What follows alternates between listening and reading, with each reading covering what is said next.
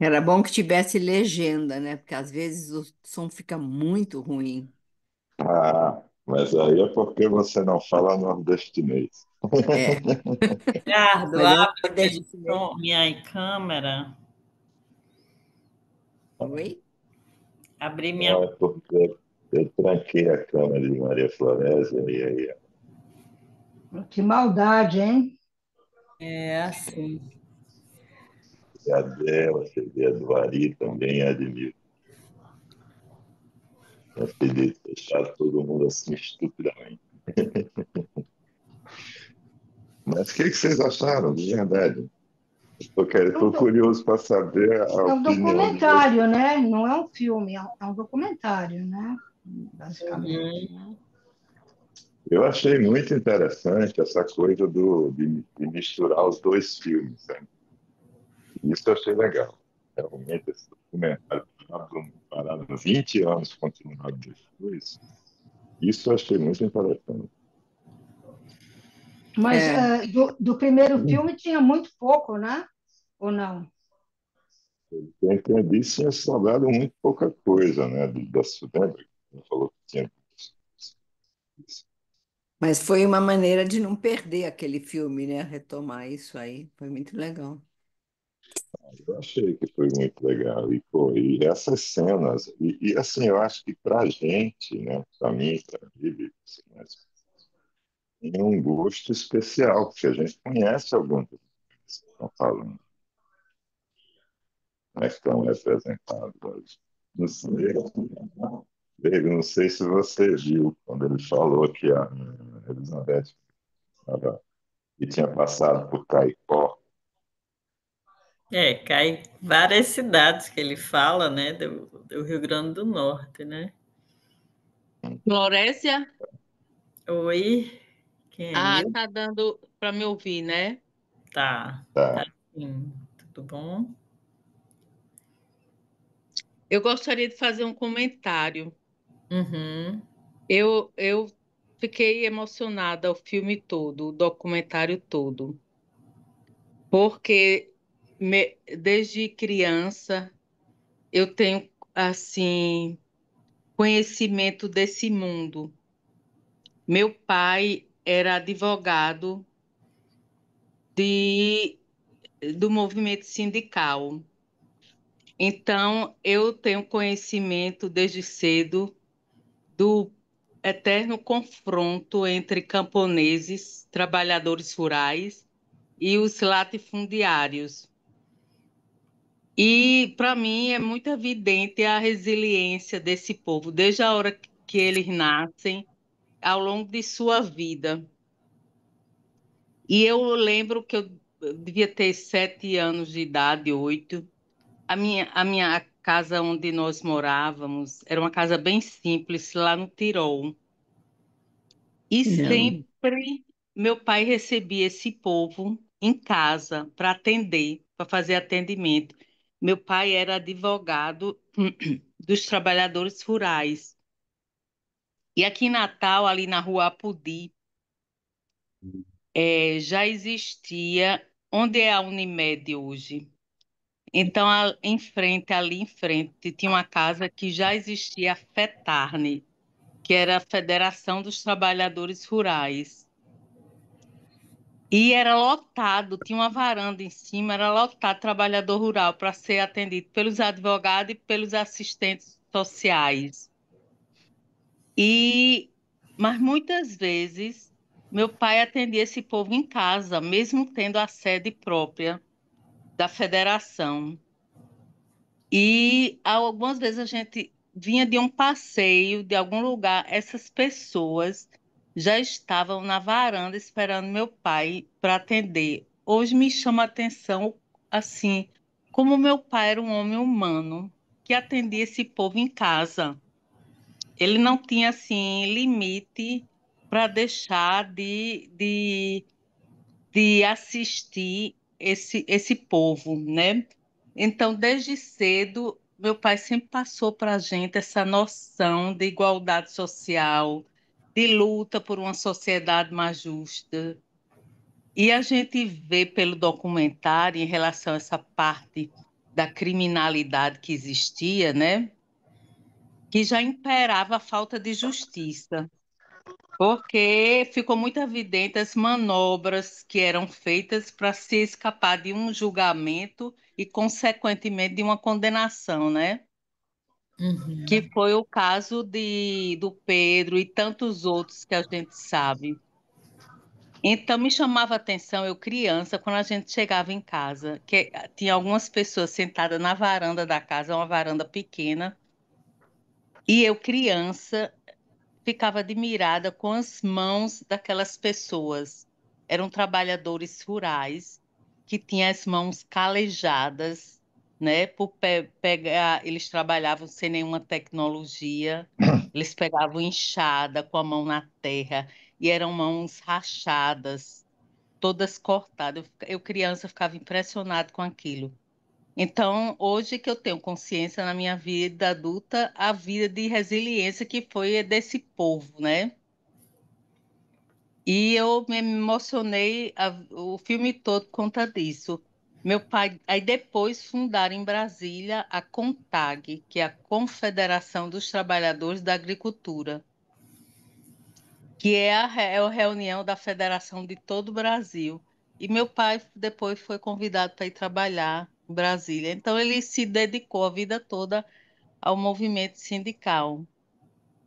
Eu realmente me sensibilizo muito com esse povo e é a cara do nosso povo brasileiro, do povo nordestino, né?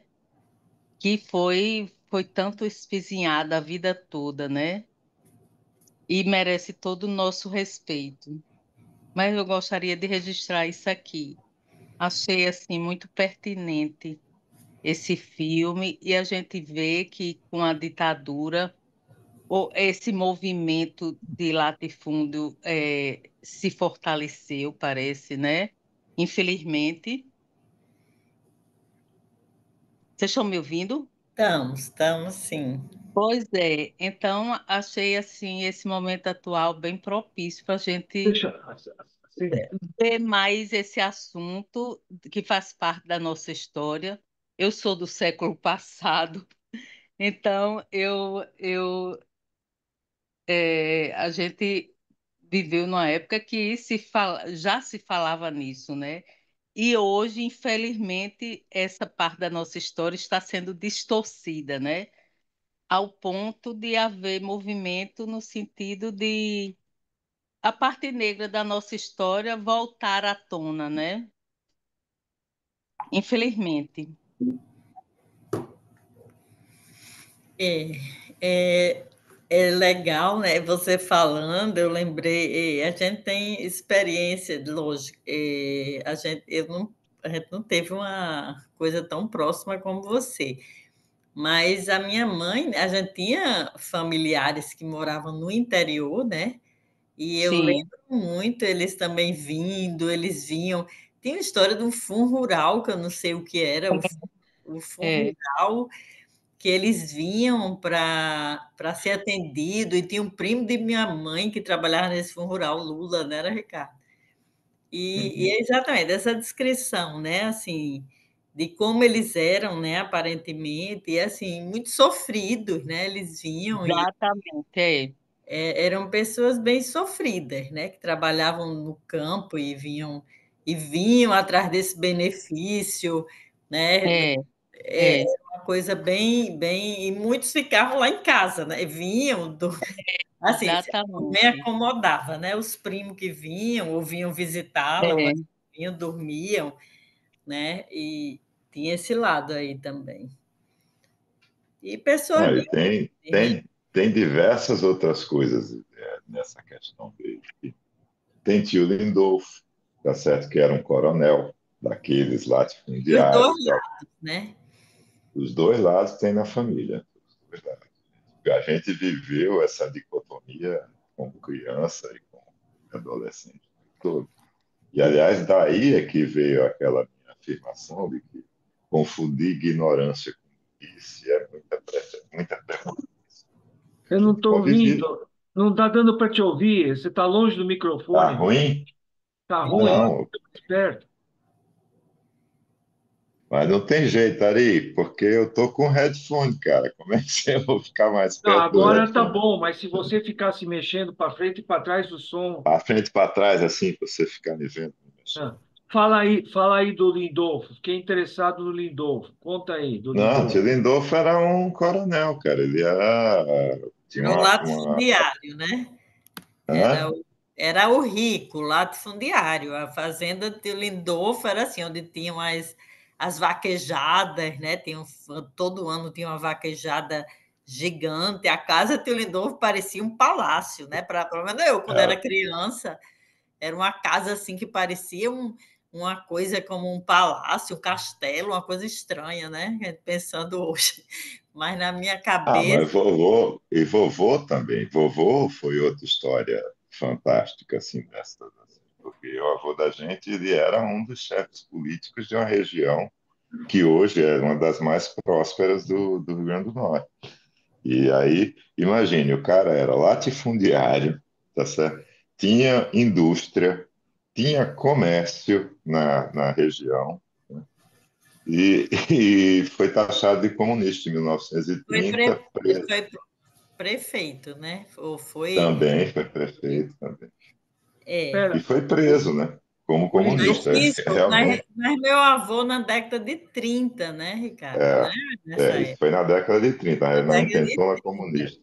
E o engraçado de tudo, que quem é hoje o nome da cidade foi o cara que perseguiu, que mentiu, que era o oponente dele, né, político, que inventou tudo, que ele era comunista, fez ele ser perseguido, é João Câmara, que hoje é o nome da cidade. Né? Meu avô foi perseguido, minha avó e eles fugiram para Recife, né? Eu fico engraçado, né? E também hoje o nome da cidade é o nome do cara que inventou tudo, que mentiu, que perseguiu e virou o Você já dono da cidade, pensou? né? É engraçado isso, né? O Lindolfo era de que Engraçado, região? trágico, né? O Lindolfo era de que região? De que cidade? São Lindolfo é José de Campestre. campestre, O que era quê? São José de Campestre. Lindolfo era irmão da minha avó, né? Era a família da minha avó, que, como sempre é uma família grande, tinham aqueles afortunados e os desafortunados, né? Tinha os que eram bem pobres e que trabalhavam no campo, e tinham aqueles que, como Lindolfo, era o mais rico, né? Era o que ficou rico. Aí não me pergunte como, nem não sei, só E o que que aconteceu com os filhos e netos do Lindolfo? Eu estou curioso. engraçado, né? Eu não sei te dizer. Eu sei que são pessoas, eu acho assim, classe média. Tinha Luiz, era Luiz e Lenice, E né? Lenice. Eu não, a gente não perdeu o contato já há bastante tempo. Bastante tempo. Eu lembro deles quando era criança, assim, até, sei lá. Mas até Ah, que 15, 20 minha anos mãe até. estava Né? viva, né? Quando a gente ainda era assim, adolescente, sei lá. Quando eu Até ainda morava em Natal, ali. Então, isso foi antes de 79. Ah, Eu acho que Lenice eu vi assim, ainda foi visitar minha mãe, era casada, era assim, mas vivia uma vida de classe média. Engraçado, né? Assim, normal. Não tinha nada daquele luxo, daquelas fazendas, daquela coisa.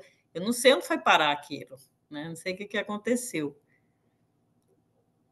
eu achei curioso porque vocês estão contando um lado da história da família e a Mildred contou outro lado. Eu não sei de que região era o pai da Mildred. Eu não entendi se é de Meu Natal. pai era de Martins, Terra do Martins, aqui Onde no é Rio isso? Grande do Norte. Ah, Rio Grande do Norte. Martins é o único lugar que faz frio de verdade no Rio Grande do Norte. Tem plantação de café. É uma região bem interessante. Turística, né? Hoje tem um É, festival. Eu acho engraçado porque o Nordeste sempre teve essa contradição social, o Brasil, né? Mas no Nordeste sempre foi muito, desde a época dos canaviais, da colônia, né? Já vem Hum. essas histórias, né? Mas eu acho que hoje o Nordeste mudou. Eu acho que, não sei, eu acho que mudou boa parte. Eu não conheço, não viajo, mas eu acho que seja a urbanização. Hoje o Nordeste é muito mais urbanizado, né? Eu acho que só Hum. no interiorzão que a gente ainda pode encontrar alguma coisa assim. Não sei. Está Eu- enganado. Hã? Você Tá está enganado. enganado. Você está Aí, enganado. o Eu quê? Esse acho. conflito e essa a disparidade socioeconômica, bom, primeiro que isso existe no Brasil inteiro. Digo hoje, Sim, sim. ó, hoje, tá certo? Eu estou em Porto Alegre, num bairro, assim, eu moro num bairro equivalente à Vila Madalena Pinheiros, mais ou menos assim, né? Classe média. Aliás, mais higienótico, porque tem duas sinagogas aqui perto, só tem judeu aqui perto, todo lugar. Mas é um bairro bem legal, tá certo? E eu fui andando até um dos parques mais legais que tem aqui, que é o Parcão, que é aqui perto. Então, sei lá, uns 20 minutos, meia hora caminhando. E, cara, eu fiquei chocado com a quantidade de gente, tá certo? Que eu vi na rua de manhã, quando eu estava andando. Pegando lixo, sabe? Abrindo lixo, pegando lixo, comendo nos cantos, dormindo na calçada. Mas era muito. Sabe, uma coisa que. E agora tem uma coisa muito interessante. Quando eu vejo esse mesmo tipo de situação em São Paulo ou em Natal, eu me sinto ameaçado. Entendeu? Existe uma coisa assim de você se sentir em perigo, né? De ser assaltado. Aqui não. Aqui não. Aqui é Então, muito interessante. mas eu quis falar de outra coisa. Você está falando Uhum. do lado urbano, eu estou falando do Uhum. interior. Hoje existem milhares de produtores pequenos pelo interior do Brasil inteiro, né? Então, eu estou falando desse conflito do latifúndio, que Mas, hoje já não, mas essa ainda existe, Ari. ainda existe. Eu tenho uma amiga próxima, próxima, muito próxima, que ela vive há anos. Ela herdou com a irmã uma terra gigante e tem um monte de moradores, né, que hoje brigam, né, pela terra e é um tom muito ameaçador. Ela disse que tem até medo de ir lá, de eles ameaçam, eles são bem. Hoje eu acho que tem uma coisa do direito das relações da como Do é uso capião. uso capião, né, que está institucionalizado, mas nada é fácil, né? Nada é fácil. Então, ela disse que há uma briga na justiça gigante, há anos, anos, eu vejo de vez em quando, porque de vez em quando ela vai lá, a irmã que mora em São Paulo, eu até disse, eu disse, por que você não dá essa terra? Né? Por que não... É uma coisa, vocês não dependem disso, vocês já têm, quer dizer, tem uma situação financeira super confortável, vive super bem. Uma terra que está lá, há 100 anos e elas se sentem até ameaçadas. E ela diz: mas é tão complexo o negócio na justiça. Sim, mas abra mão, né? Abra Mas eu mão. acho É que muito você, complexo, né? As pessoas são complexas, né? Então, Flores, eu acho que você está falando sobre uma disputa de terra na justiça. é. E eu acho que o companheiro aí que fez a intervenção, se eu não estou enganada, ele falou sobre ainda a persistência nos dias atuais, sobre o problema social, a pobreza, se é como era antigamente, as pessoas querendo terra para plantar, né? Eu acho que é por aí, né? Sim. Nessa Aliás, situação dela, o que eu Mildred, Mildred, eu ia Diga. pedir até para você ligar a tua câmera. É chato a gente não te ver. Você não consegue ligar E a tua não câmera? tá ligada, não? tá, não. A gente está Não, a curioso para gente não te vê. Então eu fiz uma Agora, barbeiragem. ah, agora sim, agora. agora sim. É. Então, Mildred, eu estava falando sobre isso, sobre esse Hum, conflito. Hoje nós estamos, sabe, nós estamos 60 anos depois. A gente vai dizer, o Brasil mudou? Não, muita coisa não mudou, mas muita coisa mudou. Hoje hum, você tem uma série de leis, de apoios, de fiscalizações. Lógico que hum. eu acho que essa coisa do coronelismo, tipo, eu acho que ainda existe, estou falando de longe, mas não como era naquela época, né? Que Ari, vai para o Centro-Oeste. não, Vai para o Centro-Oeste. não, eu estou falando assim, é lógico que numa cidade pequena, no interiorzão, deve ter os coronéis de sempre, as famílias que mandam. Mas hoje o Brasil, aliás, se não me engano, a porcentagem de urbanidade hoje no Brasil, naquela época o Brasil era 80% rural, hoje é 80% urbano, algo assim, 70%, quer dizer, mudou, não é a mesma coisa, né? Hoje Não, você tem mecanização adoidado, você tem tecnologias no campo, você tem internet, você tem um monte de coisa que não tinha. Ali era. Ari, mas mais ou É, menos.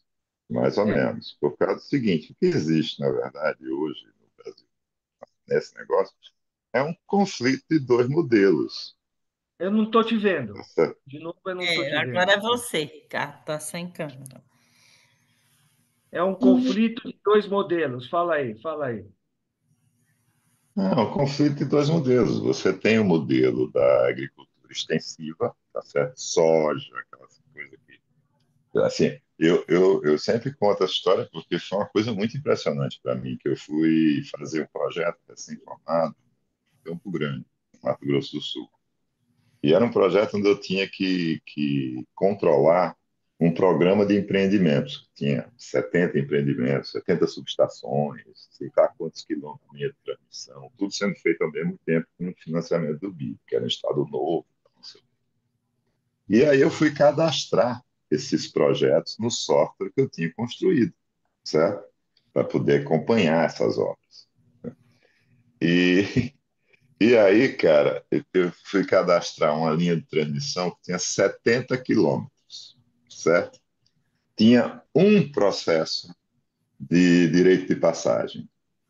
Eu falei, cara, tá errado. Não é possível que 70 quilômetros você só tenha um proprietário. Era um Sim. proprietário, Não, tá isso a certo? gente sabe, sim. Que existem Né? grandes propriedades. Não, mas hoje a propriedade normalmente é produtiva. Isso que eu quero Ah, dizer. sim, sim, É sim, sim. produtiva. Porque É muito difícil, o isso é verdade. latifúndio não é só aquela coisa de ser grande. É de ser Não. grande e produtivo, muitas Aliás, vezes. é o grande responsável pelo nosso o superávit da balança Então, comercial vem hoje, daí. hoje ele é produtivo. Mas, bom, eu não queria entrar tanto nessa discussão, eu queria falar um pouco sobre o filme. Eu não sei se vocês. Esse filme é histórico, em todos os sentidos, não sei se vocês sabem disso. Por isso que ele é considerado o melhor documentário brasileiro. Ele é considerado o melhor documentário brasileiro. Por quê? Primeiro, porque o Coutinho era um puta documentarista e fez outros documentários, né? Segundo, que ele conseguiu pegar um material que estava perdido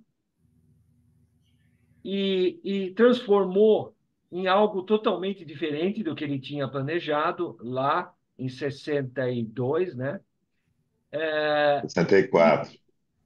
Foi bem na época da Em venda. 60, em Foi 64, do né? golpe. Ele estava filmando no momento histórico, sem saber que ele ia estar lá filmando no momento histórico, né? Ele perdeu maior parte do material, mas ele conseguiu resgatar.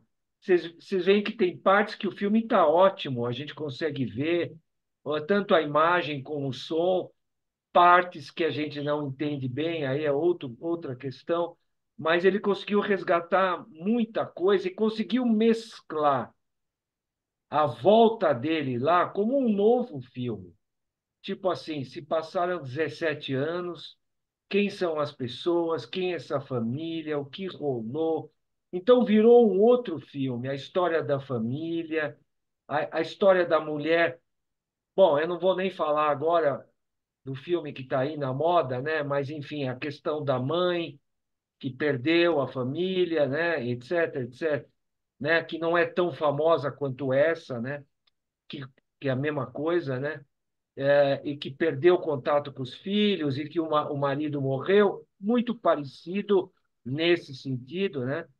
Só que não é uma ficção, como essa que está, enfim, que também é documental, né? Mas eu não vou falar ainda, porque eu ainda É não vi. testemunhal, né? É, eu ainda não vi, eu vou ver. Mas aqui não são atores. Essa é a grande diferença. O filme que está aí na moda agora são Sim. atores, atores. Aqui não tem ator. Você tem uma equipe fazendo o papel de uma equipe de filmagem. Não são atores fazendo o papel de uma equipe de filmagem. Você tem pessoas sendo entrevistadas como pessoas reais que viveram aquela época e que estão revendo esse material. Então, a primeira sacada dele foi levar esse material para as pessoas se verem. Foi aí que ele conquistou o pessoal, né? Muita gente ainda com medo de se abrir, de falar. Você vê que o filho dela, logo no início, fala: Estou aqui graças à abertura do general Figueiredo, porque era a época da anistia, era muito Uhum. recente. Essa E a anistia da que redemocratização do Brasil. redemocratização, essa anistia que tem gente que hoje fala que não deve ter para ninguém, bom, naquela época deram, né? Mas, enfim. Então, era muito recente, muito recente. Tem gente que não abriu a boca. Teve brigas de família, ela com o pai. Então, aí ele transformou um roteiro que era essencialmente ideológico. Pessoal, Uhum. CPC, década de, né? Era um filme extremamente ideológico. Quando ela fala que em Cuba, não tem ninguém de Cuba aqui, depois você descobre que o filho dela foi estudar em Cuba. Bom, então alguma relação eles tinham, lógico, porque o cara era líder camponês. Lógico, tinha ligação.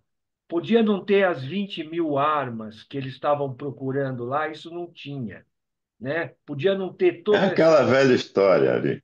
É, Numa mas guerra, quem é a primeira vítima? é a informação. Mas, A enfim, verdade, né? Assim, a cada um verdade. constrói a sua narrativa. A verdade é que de um filme extremamente ideológico virou um resgate da memória do país e da Sim. família. Então, ele resgata o momento do país através de entrevistas com as pessoas e principalmente da família e a parte final toda da família, dos filhos que foram, que na verdade sofreram mais. Quem mais sofre sempre é a família, são as pessoas, né? Não, A não, família acabou sendo fragmentada, né? totalmente fragmentada para sobreviver, porque tanto que muitos falaram, não quero saber disso, vou para longe, eu vou mudar de vida. Já viu que o pai foi morto, que a mãe poderia ter sido morta, não foi, né? Ela foi presa, mas não foi morta. Depois ela fugiu, ela quase foi presa pela segunda vez, aí ela sacou naquele momento, se não me engano, em 70, 71, a coisa estava pesada. Aí ela não foi, ela fugiu, mudou de nome e acabou, e sobreviveu. Mas o engraçado, vocês perceberam a última tomada em que o som está muito ruim? Ele está dentro da Kombi, acho que é a Kombi, não me lembro, né? E aí ela começou a falar através do vídeo, não, porque é a mesma coisa, a luta continua, o país está igual, ainda tem fome, ainda tem injustiça. Ela começou a soltar o verbo, assim, na hora que ele estava dentro do carro, a equipe estava indo embora agora, no finalzinho, o som não ficou muito bom, porque pega o motor do carro, mas ela soltou o verbo como uma líder de 40 anos atrás. Ela nunca deixou de ser, né? Ela começou a Fiquei falar, impressionado com a memória dela para é, relatar os detalhes de tudo que é, aconteceu. é. E, enfim, então é um filme que se transformou numa. Você vê que até a questão do roteiro, ele perdeu o roteiro. Depois ele achou uma cópia do roteiro. Quer dizer, ele transformou esse filme numa coisa extremamente forte, verdadeira, porque aqui não tem nada que fazer, não, isso aqui ele inventou. Não, é o que acontece, é o que as pessoas contam, da visão delas. Você vê que o menino até fala: Não, quando meu pai morreu, eu tinha 4 anos. Aí ele fala, não, não, você tinha dois, porque foi em 62 e tal. Os próprios filhos não lembravam, porque a história, na memória deles, apagou. Então, esse filme possibilitou que ela voltasse a viver a vida dela. Antes ela não vivia, antes do filme. Ela era um personagem criado por ela, né? Ela pôde voltar a viver como ela, como Elizabeth, né? Então, ele tem uma série de efeitos e de e teve gente que fez filmes depois disso retratando pessoas em várias épocas da vida. Isso foi usado em outros filmes que vieram. Tipo assim, vou filmar essa pessoa hoje, daqui a 5 anos, daqui a 10 anos, daqui a 15 anos. Ou vou filmar todo ano essa pessoa. Tem um filme famoso que o cara foi filmando a pessoa durante a vida, durante muitos anos, né? Décadas. Por décadas até, né? Então, esse filme pega bem isso. E é um filme, vocês viram o orçamento do filme? É equipe reduzidíssima. Apesar que tem gente muito famosa na equipe, gente muito boa. Tem o Leon Hirschman, tem o Eduardo Escorel, tem De La Creta, tem Cécile Tiré, eu vi lá nos créditos. Tem muita gente boa nos Aí, créditos. Ah, sabe o que que me chamou a atenção, cara? Me chamou a atenção duas coisas. Primeiro, nessa linha que você está falando das pessoas, teve um dos narradores, quem era, cara? Contou, era de Ferreira Goulart, está lá como narração. E outra coisa que chamou minha atenção, não sei se vocês sabe aquela cena que foi, pelo que eu entendi, uma das três últimas cenas filmadas, que é aquela cena do café, que a Elizabeth vem colocar café na xícara dos caras. Cara, aquela cena ali me pegou, porque vocês já viram um quadro de Van Gogh que chama Os Comedores de Batata? Eu vou mandar lá no grupo, eu vou achar e vou mandar lá. Vocês verem que é assim, é um monte de gente em volta de umas batatas que vão comer, né, tal, não sei o que, aquela retratando a fome, aquela coisa toda. Mas a iluminação, cara, olha, mas ali, sabe quando o negócio pula assim na minha cara? Eu vou achar esse quadro aqui e vou mandar lá no grupo. Ricardo, essa cena é tão bacana porque tem três pessoas numa mesa, uma no centro, uma em cada canto, e três focos de luz, exatamente os focos de luz nessas pessoas, e um contraste claro-escuro muito forte. O escuro é muito escuro e o claro está bem claro. Eles tinham dois, três refletores ali, e ele iluminou de uma maneira muito legal. Mas é o que eu achei mais bacana, viu, Ricardo?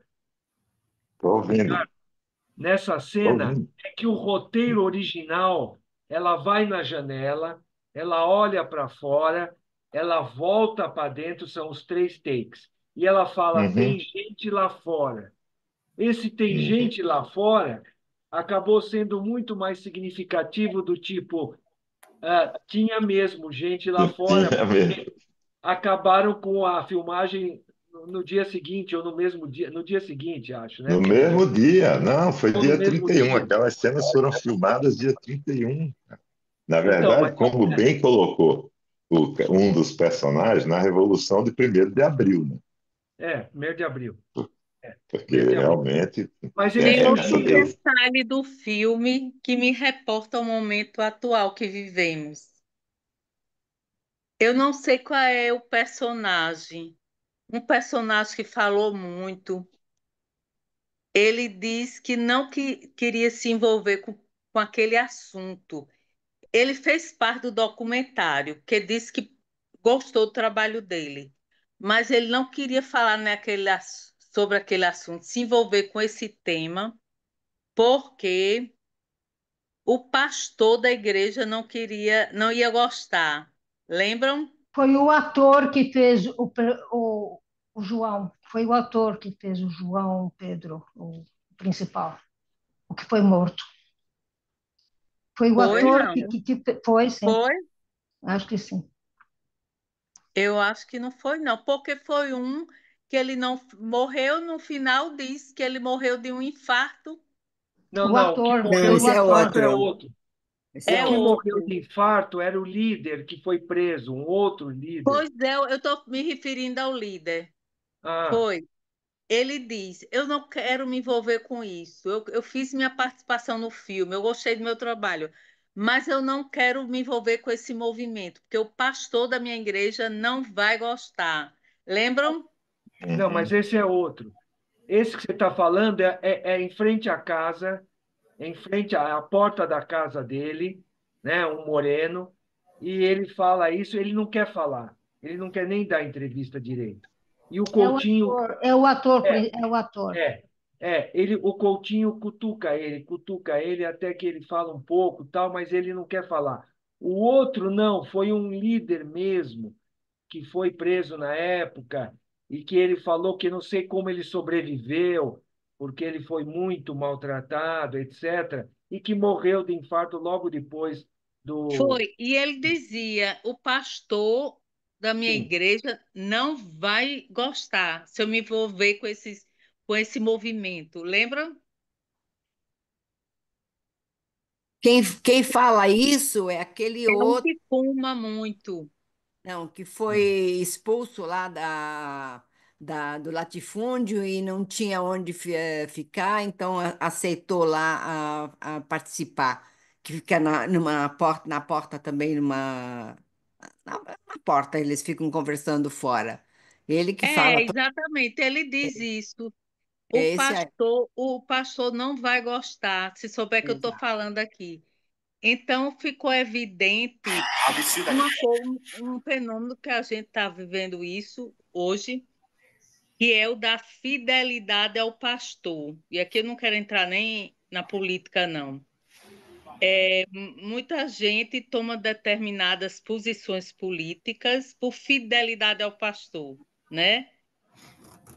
Isso acontece, está acontecendo no mundo atual. Eu estou só registrando aqui, não é crítica.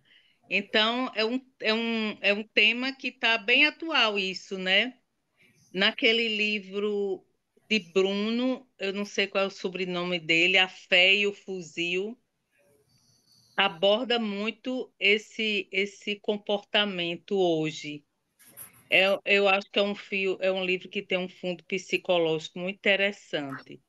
E ele diz isso, que não queria deixar, contrariar o pastor, por isso que não queria participar daquele movimento. Deixa eu só falar Essa mais uma passagem me coisinha. chamou a atenção, que está bem atual no nosso momento, É, sim, com certeza. Agora, tem né? uma coisa que o filme é muito bacana. Esse filme é basicamente, ele não tinha um roteiro. Se tinha, foi modificado. Então, é um filme de montagem. É um filme em que a montagem foi extremamente essencial. Ele deve ter ficado meses nessa montagem, porque ele reúne material antigo e material novo de uma maneira que não foi planejada. Então, ele tinha que encontrar encadeamentos interessantes, né, para a gente seguir. É um filme É. longo, mas ele é encadeado, a gente segue, Ele, né? ele flui, né, Ari? Ele E era isso flui. que eu ia dizer, os depoimentos são muito espontâneos. Porque o Coutinho era um ótimo entrevistador, reconhecidamente como um ótimo entrevistador. Ele conseguia tirar das pessoas coisas que outras pessoas talvez não conseguissem na hora de entrevistar, na hora de chegar. E ele tinha com ele a confiança. Todo mundo que ele entrevistou sabia que ele era o cara que foi lá Lá 17 atrás. anos antes. Então, eles jamais iam se abrir, jamais. Se fosse um repórter da Globo lá e chegasse e fizesse a mesma coisa que o Coutinho tentou fazer. Jamais, jamais. Agora, como era o Coutinho, que tinha estado lá e chegou com as fotos, ele levava as fotos, né? As pessoas Não, é muito. já se emocionavam, depois se emocionaram ao ver o filme, partes do filme, e ele foi usando o pouco que ele tinha, encadeando com as entrevistas que ele fez depois. Então, ele usou muito bem o material.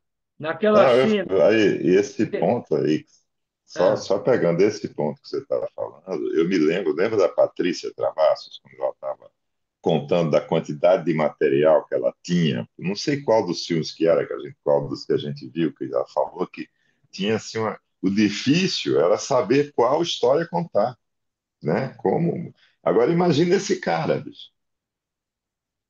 Imagine então, esse cara. e mais difícil ainda, porque ele tinha perdido parte do som, parte da imagem, né? Ele não tinha material, né? Perdeu a maioria, né? Agora, Uhum, naquela cena que vocês viram, a única cena que a gente segue o roteiro original é a cena que os caras chegam na frente da casa do ator uhum, da época que fez o representante do latifundiário, e eles têm aquela discussão, né? Que eles não uhum, querem pagar o foro, né? A taxa, né? Então, essa é a única cena que você vê que sobrou material, né? Original, e ele conseguiu fazer como se fosse o filme da época, aquela cena que eles estão discutindo, que um deles quer entrar em briga, não entra, tem vários pontos de tudo cena externa. Aliás, vocês repararam porque ele também faz muita cena externa, porque às vezes ele chegava só com ele e o cara do som, sem luz, sem estrutura. Então ele não podia filmar dentro da casa. Ele tinha que filmar geralmente fora. A única cena que eu vi eu digo inclusive atual, a cena que ele filmou, aquela que o Ricardo gostou, ele tinha iluminação, né, para iluminar uma cena noturna.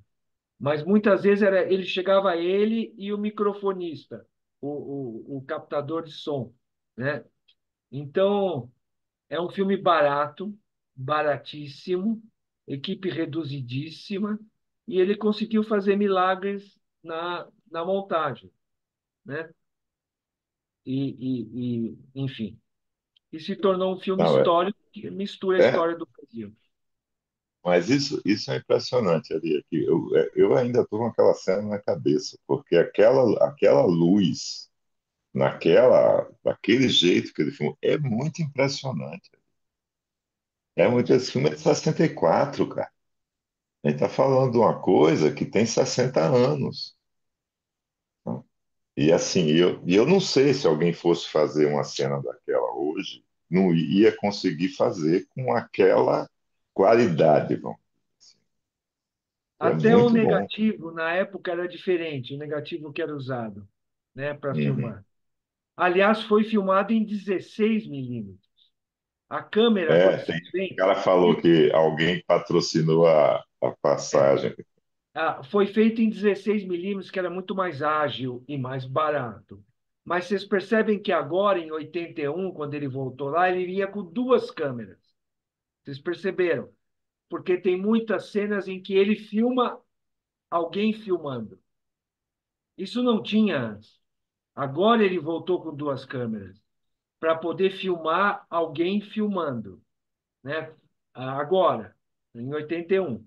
Mas em 60 e pouco, não, era uma câmera e é engraçado como foi descrito a apreensão do material, né, de tirar um sarro, do material de filmagem, como se fosse assim uma coisa. Ah, não, ali, aquela coisa dos caras contando a história e ele intercalar com as fotos das manchetes, das notícias que estavam saindo, é muito legal, porque, É. assim, a gente fica discutindo hoje narrativas, criação de narrativa, de um lado e do outro, e pá, não sei o que, essa coisa que se tornou, né, que na verdade se explicitou, né, que sempre houve, está aí a prova, né, que sempre houve, mas é muito impressionante. Eu realmente pensei, ei, pessoal, eu não vou nem dizer o Tá. que vocês acham que eu estou fazendo. Eu Só para preciso jantar. terminar, só para terminar, eu acho que as ligas camponesas foram importantíssimas, porém, não esqueçamos que tinha uma influência de Cuba enorme, enorme. É outro O planeta, né, filme. Eri? Não, não, mas quando eu quero dizer Cuba, vocês Ari, lembram do jornal? Ari, eu Uhum. estava na USP em 69, o negócio era barra pesada, viu? Então, a gente não queria que o Brasil também, hoje, vocês leram a notícia de hoje, que na fronteira da Colômbia com a Venezuela está cheio de brigas até hoje lá dentro por causa de droga, mas ligas, não ligas camponesas, exércitos que ainda estão brigando, só que não é mais a Farc agora. Tem uns 5 brigando entre eles. Na Colômbia, Milícias, vai. sim, milícias, né, de um lado e de outro. Ou seja, o Brasil não teve uma guerra no campo. Guerra. Teve alguns momentos, não como lá fora, como Bolívia, Peru, Colômbia, né? Aí vocês vão dizer, sim, mas os direitos que eles pedem eram legítimos. Lógico que eram legítimos. Legítimos Mas assim, insuflados por Cuba, blá, blá, blá, blá, mas blá. insufladíssimos. Quer dizer, insuflado sempre é o pessoal se aproveita, né? Se Porque era um aproveita pessoal de simples, uma, né? é, eles se aproveitam de uma realidade onde os caras realmente são muito maltratados, até hoje existe, né? Trabalho, Injustos, tudo existe justo. trabalho escravo até hoje eles encontram de vez em quando, Exatamente. até hoje, quer dizer, mas aí não é nada ideológico, é simples, é uma exploração econômica Humana, né? humana. É, Desumana. mas aí o pessoal já leva para o lado ideológico e já quer levar. É aquela coisa que a gente Na sabe. verdade, Ari, é É. outra, eu acho diferente, sabe, cara? Eu acho o seguinte, a Revolução Russa, né, de onde surgiu esse negócio todo, era porque aquilo ali era uma desgraça, era um horror que a nobreza russa fazia com o povo russo, uma coisa assim insustentável. E o Romanov foi só a gota d'água, vamos dizer assim, o finalzinho, a cuspida final. Posso falar um negócio? Eu já falei o que eu ia falar sobre o filme lá naquele intervalo. Eu me lembro das moças que trabalharam em casa, que foram maravilhosas. Eu entendo tudo. Meu marido não ia entender uma palavra desse filme sem legenda, mas eu entendi tudo. Eu fui bem treinada por elas, que criaram os meus filhos, basicamente. Eu trabalhava muito e elas criaram os meus filhos e muito bem.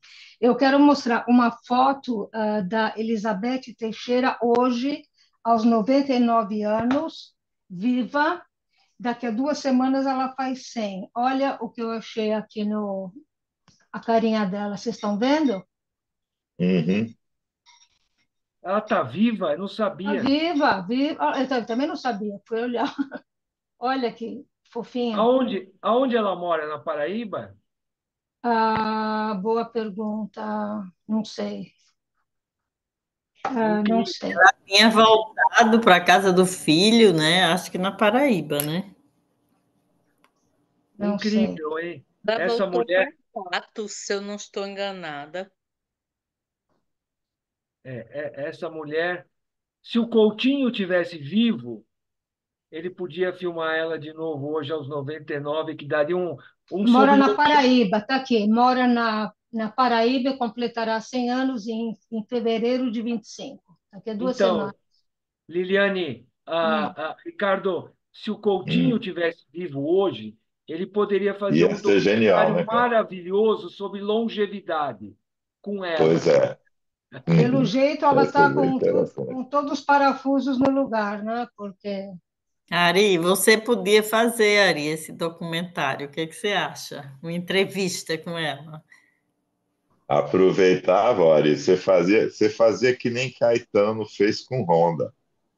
Você já sabe, né, Ari, que aquela música de Caetano, que emenda com Honda, como é o nome? Aquela música de São Paulo, lá da alguma coisa acontece. Ela emenda com Honda musicalmente.